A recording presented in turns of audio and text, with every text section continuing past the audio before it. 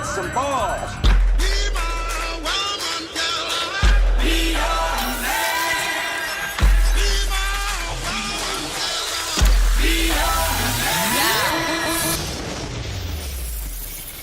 Yes, I be your woman. Yes, I be your baby.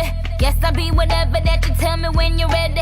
Yes, I be your girl, forever your lady. You ain't never gotta worry, I'm down for you, baby.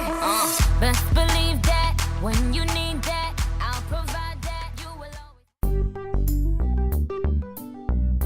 Qu'est-ce qu'un mortgage-backed security? Un mortgage-backed security, ou MBS, est un titre obligataire représentant un investissement sur un ensemble de prêts immobiliers. En France, ils sont plus connus sous le nom de créances hypothécaires titrisées. Les États-Unis sont le principal émetteur de MBS, avec un marché représentant près de 8,5 trillions de dollars.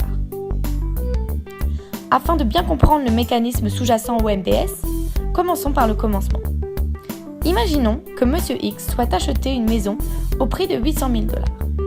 Habituellement, pour acquérir un tel bien, Monsieur X va contacter son banquier afin d'obtenir un prêt équivalent au prix de la maison. Il devra ensuite rembourser ce prêt de 800 000 dollars sur une durée de, admettons, 30 ans, auquel s'ajoutera la valeur des intérêts. Des prêts comme celui-ci, la banque en octroie des centaines, voire des milliers. C'est alors que le processus de titrisation entre en jeu. Afin de ne pas bloquer son capital sur plusieurs décennies, 30 ans dans notre cas, la banque va préférer assembler et packager différents prêts immobiliers similaires qu'elle a pu octroyer afin de former un seul et unique ensemble. Elle vendra ensuite cet ensemble à une GSE, terme anglais signifiant Government Sponsored Enterprise, qui s'en servira comme collatéral afin d'émettre des MBS. C'est alors que différentes tranches seront créées en fonction de la qualité de crédit, puis les titres seront ensuite vendus directement aux investisseurs. Parmi les GSE émettant des MBS aux États-Unis, les plus connus sont Ginnie Mae, Fannie Mae et Freddie Mac. Ces agences possèdent un rating généralement très élevé du fait de leur soutien considérable du gouvernement américain.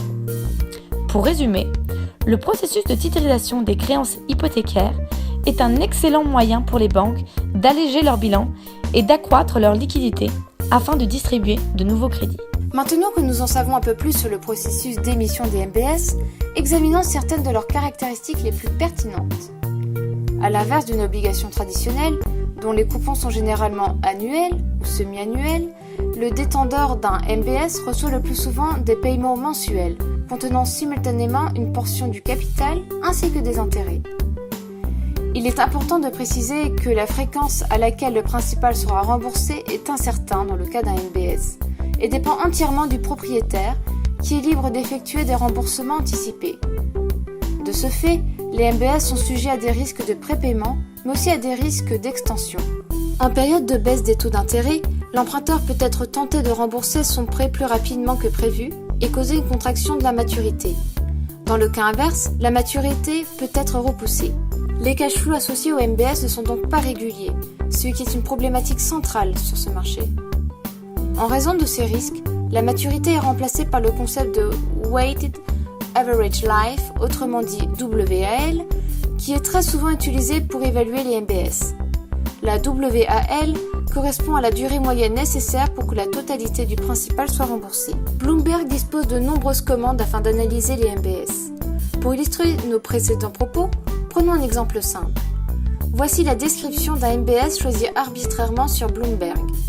Nous pouvons immédiatement identifier ses différentes propriétés. L'ISIN, l'émetteur, le principal, la date d'émission et la date d'expiration, la WAL et les coupons mensuels. Nous pouvons également avoir un aperçu de l'historique des cash flows. La commande CPD permet d'analyser plus en détail cet historique. Il est important pour un investisseur de considérer le risque de prépaiement. La fonction PVG de Bloomberg permet de customiser les variations de taux d'intérêt et de sélectionner son propre modèle de prépaiement afin d'effectuer des prédictions personnalisées. L'investisseur peut aussi accéder au graphe de la WAL en utilisant la fonction WALG. Ici encore, l'utilisateur peut choisir son propre modèle de prépaiement et observer l'impact sur la courbe. Il existe deux manières différentes d'investir dans un MBS. Un investisseur peut choisir d'investir directement via un broker, ou bien il peut décider de passer par le biais d'un Exchange Traded Fund ou Closed-ended Fund. La première alternative offre une plus grande flexibilité, alors que la seconde bénéficie de l'expertise des gérants du fonds, ainsi que de l'effet de diversification.